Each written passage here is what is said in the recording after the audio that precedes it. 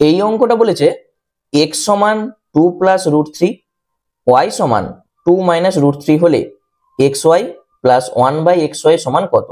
চারটা অপশন আছে। তাহলে আমরা যদি এক্স ওয়াই এটার গুণ করি কি পাবো? 2 plus root three into 2 minus root three. তাহলে A plus B into A minus B, কার সূত্র? A square minus B square. তাহলে 2 এর whole square minus root three তার হোল স্কোয়ার।